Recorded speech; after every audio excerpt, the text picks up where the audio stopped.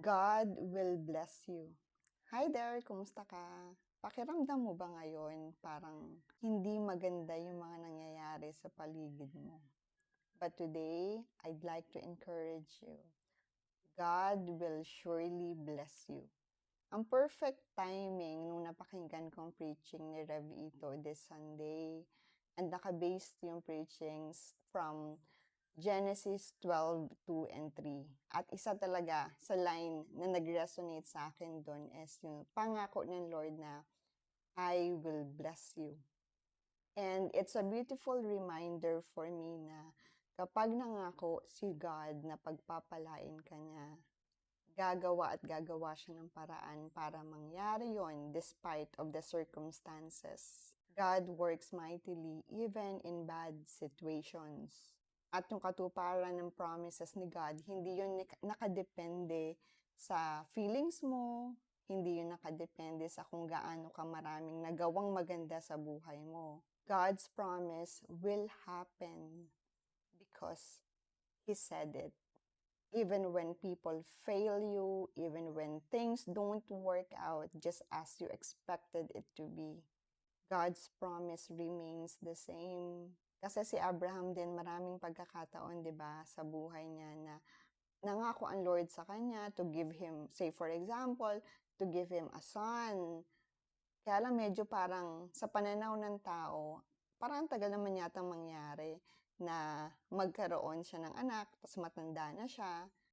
At ang labong mangyari nung promise na yun ni God. But then, he waited, he believed that God will fulfill His promise. And the more na parang sa tingin ng tao, wala naman nangyayari, the more that he held on to the promise keeper. Until such time na ibinigay na nga sa kanya si Isaac, yung anak niya.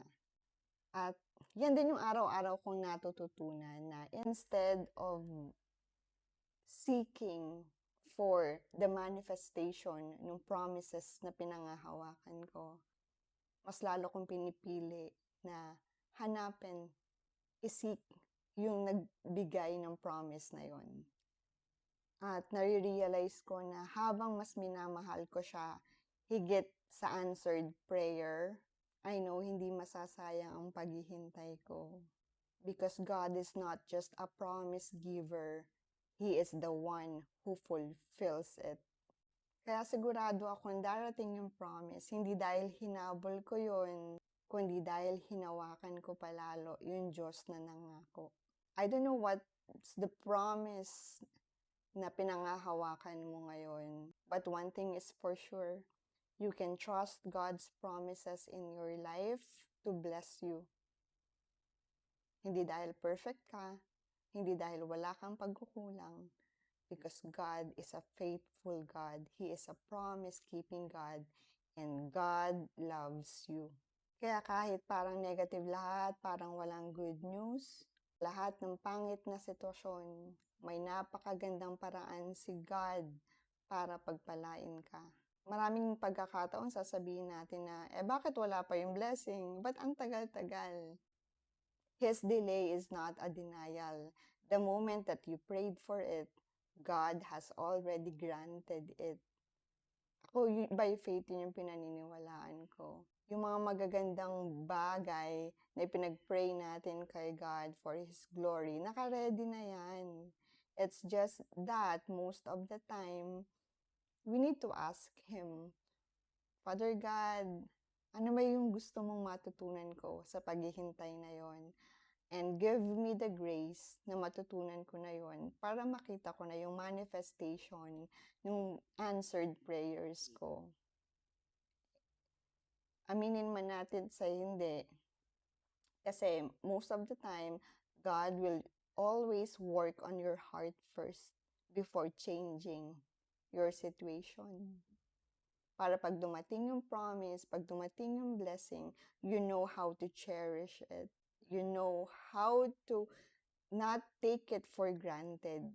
But one thing is for sure, kahit nasa sitwasyon ka na ngayon na parang feeling mo delays, but God is just teaching you something, hindi mauubusan ng Diyos ng paraan para pagpalain ka. Kaya kapit lang tayo, dasal pa tayo. Your life is not controlled by your situation.